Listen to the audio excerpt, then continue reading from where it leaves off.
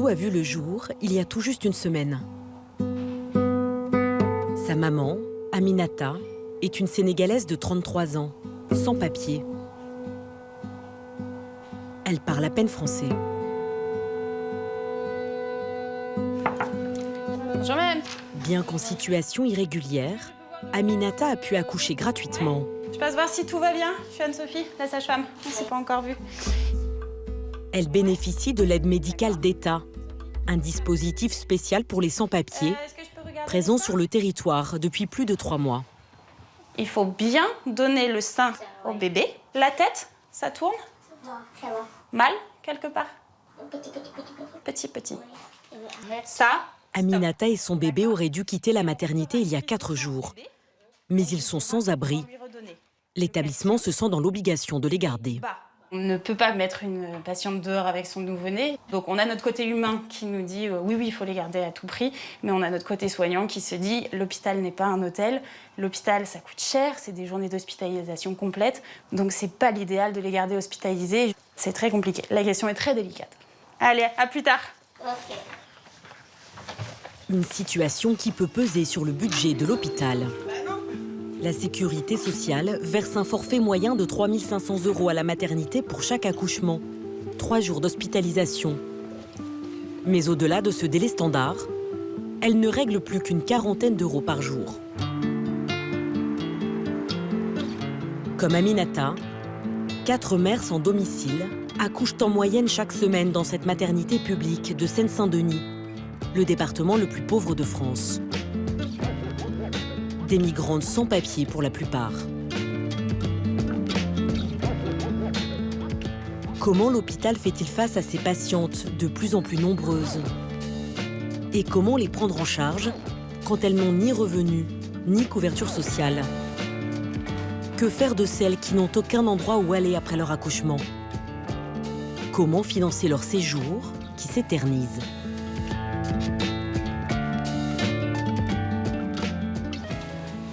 Pour faire face à ces situations de grande précarité, la maternité emploie 4 assistantes sociales. Leur rôle est notamment d'aider les mamans à trouver un toit au plus vite. Bon, comment ça va? Ça va? Ça va bien? Bien. Et l'accouchement alors? Oui, ça va. Ça s'est bien passé? Ok. Comment il s'appelle, bébé? Le cousin d'Aminata fait office de traducteur. Vendeur à la sauvette, il est lui aussi en situation irrégulière et n'a pas de quoi l'héberger. Vous lisez pas le français? Non. Non. Aminata est tombée enceinte peu après son arrivée en France il y a 1 an. Elle avait un visa touriste qui a aujourd'hui expiré. Depuis, elle était logée chez sa sœur et dormait dans son salon. À partir de l'hôpital. Ta soeur, elle a 3 enfants. D'accord. Elle a 2 pièces. Elle ne peut pas garder elle avec son enfant. Ok. Et papa, il habite où? Le papa du bébé? Donc, le papa des bébés, il n'est pas ensemble avec elle pour l'instant. D'accord, mais il est en France. Ouais. Il a... Ok. Mais est-ce qu'il y a un projet d'être tous les 3 ou pas? Ou bien que madame et bébé? Ouais. Que tous les 2? Madame et bébé. Ok, d'accord. Le père d'Abdou, lui, est français. Il a reconnu l'enfant qui a obtenu la nationalité de plein droit. Sa mère n'est plus expulsable et pourra obtenir une carte de séjour d'une durée d'1 an. En attendant, il faut trouver à se loger. Et Aminata n'a d'autre solution que d'appeler le 115, le numéro d'urgence sociale. Elle a un peu stressé. D'accord. Depuis qu'elle a accouché, Oui. toute la semaine, elle a appelé à 115. Et le 115 n'a jamais envoyé un message ou rien? Elle a envoyé un message, elle n'a jamais réagi. D'accord. Rien. Tant qu'il n'y a pas de réponse du 115, il n'y a pas de sortie. Non. On est d'accord? Oui. Ok, très bien. Pour libérer le lit au plus vite, l'assistante sociale s'empresse elle aussi de contacter le 115. On a créé une fiche pour les sorties d'hospitalisation des femmes avec bébé. Donc je mets en pièce jointe et j'envoie directement au 115. Même avec ce contact privilégié, aucune garantie d'obtenir une place. Comment ça se fait justement qu'une maman qui vient d'accoucher soit pas forcément prioritaire? C'est pas qu'elle n'est pas considérée comme prioritaire malgré qu'il y a un nourrisson, c'est juste qu'il n'y a pas de place. Les lits bloqués par les femmes 115, comme on les appelle ici, sont un casse-tête logistique et financier pour l'établissement. Nicolas Boyer gère le planning des chambres. Il est sage-femme. Il doit s'assurer qu'il y a des lits disponibles pour les accouchements à venir. Oui, Nicolas. Oui, tu peux me faire le point de ce que tu as en salle et en pré-travail? Nous avons 6 patientes en salle, dont une accouchée qui du coup va monter dans une demi-heure. Donc la salle est pleine, 3 dames auprès. Ok, merci Ombline. À tout à l'heure. Salut. Donc là, on est juste en termes de lit. Il est 16h30 et il nous reste 3 lits jusqu'à demain matin. Nicolas Boyer au téléphone. Il prévient immédiatement la direction Oui, de je viens d'essayer de vous l'hôpital. appeler par le standard. Non. Si plus de Moi, je 3 vous nouvelles appelle juste patientes se présentent d'ici ce soir, c'est pour vous dire que la maternité va c'est devoir déclencher un délestage, la maternité. c'est-à-dire orienter les patientes vers d'autres établissements. Donc, à mon avis, on risque de redéclencher un délestage dans la soirée si ça continue à se remplir. Un mois plus tôt, une quinzaine de lits sur les 63 de la maternité étaient occupés par des femmes sans domicile. Les délestages étaient presque quotidiens. On a eu 3 patientes qui étaient au-delà de 50 jours, qui sont sorties au-delà de 50 jours, dont une est sortie au-delà de 68 jours. Donc c'est comme si elle a passé 3 mois à la maternité. On a eu 6 patientes au-delà de 20 jours. Et sur le total de patientes qu'on a eu, on a eu 27 patientes qui de toute façon sont sorties en dehors des délais. C'était critique parce que quand vous avez une grande partie de vos lits qui sont occupés par ces patientes, du coup, vous ne pouvez plus répondre à votre mission qui est d'accueillir toutes ces autres patientes qui arrivent. Et bien, du coup, l'hôpital, lui, est moins rémunéré par rapport à ces patientes. Ces séjours représentent un manque à gagner pour l'hôpital. La direction de la maternité est incapable de le chiffrer, mais elle assure que l'établissement parvient quand même à rester à l'équilibre.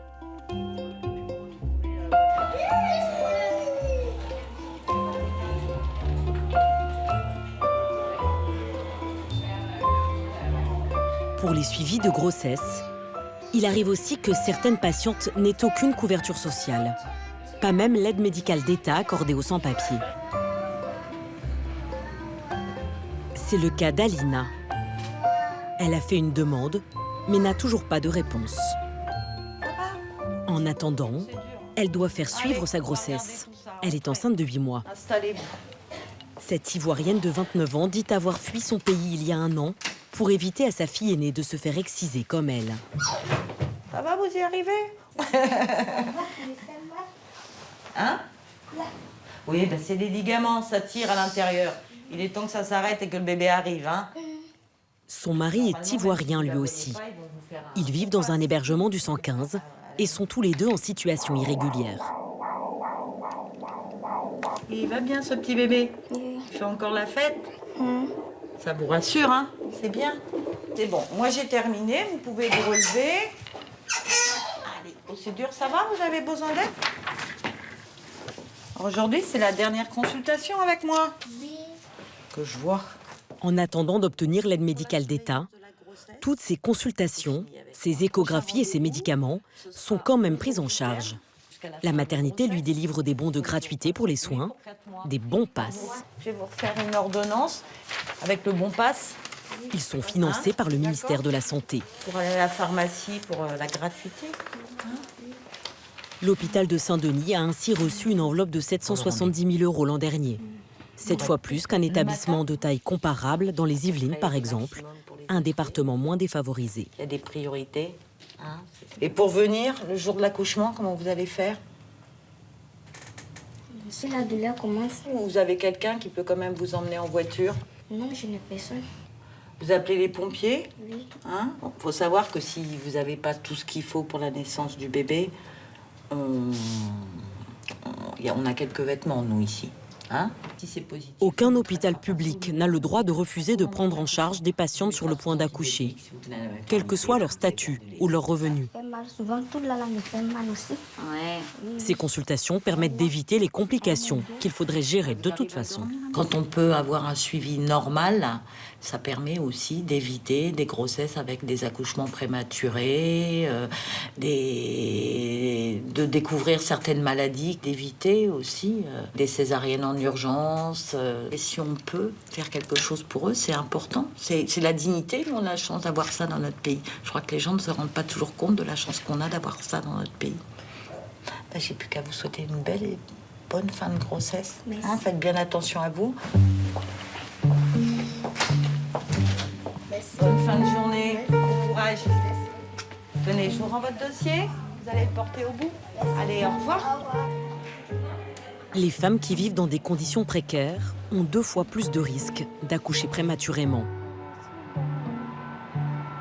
Kadi est une femme 115. Elle a failli faire une fausse couche à 5 mois et demi de grossesse. Cette Ivoirienne de 34 ans dit avoir quitté son pays avec son compagnon pour échapper à sa famille qui voulait la marier de force avec un autre homme. Ils sont arrivés illégalement en France il y a 6 mois sur un bateau de fortune depuis le Maroc. Kadi ne le savait pas encore, mais elle était déjà enceinte. Le couple a ensuite dormi à même le sol dans les stations de RER. Les premiers mois de grossesse, tu es tellement fragile que tu n'as pas envie de manger, tu veux dormir seulement, uniquement dormir. Mais à chaque fois, tu te réveilles un sursaut, au moindre geste, tu te réveilles. J'avais peur. J'avais pas de joie. Je me disais mais qu'est-ce que j'allais devenir? J'avais ça aussi. Non. J'étais heureuse d'être enceinte, mais à la fois amère au fond. Kadi et son compagnon ont fini par obtenir un hébergement d'urgence et ont déposé une demande d'asile. Mais sa grossesse a été fragilisée par ces mois d'errance. Il y a 2 semaines, sa poche des os s'est fissurée. Le bébé n'était pas encore viable. Ça va? Ouais. Est-ce qu'il y a des contractions? Non. Alors, on a fait la prise de sang, il y a un tout petit... Après un traitement de quelques jours, Kadi aurait pu rentrer chez elle avec la visite quotidienne d'une sage-femme. Mais faute d'un hébergement convenable, le docteur Bounan, le chef de la maternité, a préféré la maintenir hospitalisée, quitte à immobiliser un lit. On vous a gardé parce que c'est très important les premiers jours d'être sûr que l'accouchement ne se déclenche pas. Mais, et je crois que vous en aviez très peur au départ. C'est pas que la peur elle a disparu, mais aujourd'hui, il y a un peu de confiance par rapport aux jours passés. Ben, bien sûr, mais vous avez raison. La science vous donne raison en tout cas, puisqu'on sait que plus le temps passe et plus il y a des chances que ça tienne longtemps. Une dame qui risque d'accoucher prématurément, on le sait. Au bout de quelques jours, si elle est stable et qu'on sait qu'elle a un logement avec des proches, un logement propre, où elle a le téléphone, où elle a des transports en commun à côté, on va avoir tendance à la faire sortir en toute quiétude. La même patiente qui serait SDF, c'est inconcevable de la laisser retourner à la rue avec sa pathologie. C'est inconcevable médicalement. Notamment si on veut donner des chances de survie à cet enfant. À plus tard, madame. Oui, à plus tard. Le service du docteur Bounan a accueilli près de 400 femmes 115 l'an dernier. Il est à la tête d'une équipe de 18 médecins qui travaillent souvent plus de 60 heures par semaine. On se prend le temps de prendre un petit café, mais rarement plus. Alors... Ce gynécologue obstétricien a quitté il y a 6 ans un poste dans une prestigieuse maternité parisienne pour venir soigner le public précaire de Seine-Saint-Denis. Oui, parlons de ton enfant. Elle a rendez-vous le 9 en anesthésie. Parce qu'on l'avait pas ce matin. Ouais. Mais c'est une dame qui est non francophone et malheureusement l'accompagnant qui doit traduire est aussi non francophone. C'est plus facile de soigner des gens qui ont un haut niveau d'instruction, c'est plus facile de soigner des gens qui ont un accès facile aux soins, à la sécurité sociale, c'est plus facile de soigner des gens qui parlent parfaitement français, qui vont comprendre l'information médicale. Il faut prendre le temps, des fois on a besoin d'interprètes. C'est une masse de travail en fait supplémentaire due à cette population. Mais c'est aussi ce qui rend le métier formidable ici. Moi, je viens bosser le matin, je suis content parce que je sais que à la fin de la journée, on aura rendu service pour de vrai. Parce qu'un jour, il était... Tu sais, on avait mis... Kadi, l'Ivoirienne dont la poche des os était fissurée, a finalement accouché à 6 mois de grossesse. Son bébé, grand prématuré, n'a pas survécu.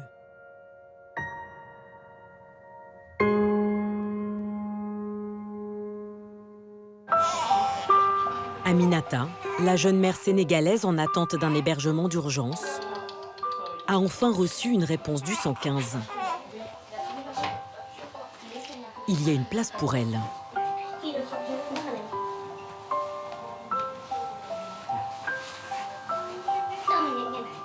Son cousin doit l'accompagner avec son fils Abdou. Lala, elle est tranquille maintenant. Mais avant, elle est un peu stressée. Au total, Aminata et Abdou sont restés 8 jours à la maternité. 5 de plus que la durée de séjour standard. Je viens vous donner les derniers papiers avant la sortie. Vous avez bien eu l'adresse du 115? C'est bon? Vous l'avez par texto, c'est ça? Ok. Ensuite, le carnet de santé. À chaque fois que vous allez quelque part avec votre bébé, prenez quand même le carnet de santé, on ne sait jamais, encore plus à la PMI et chez le pédiatre. Ouais, d'accord? Il y a toute sa vie là-dedans. Okay. C'est bon? Oui. Merci beaucoup. Au revoir.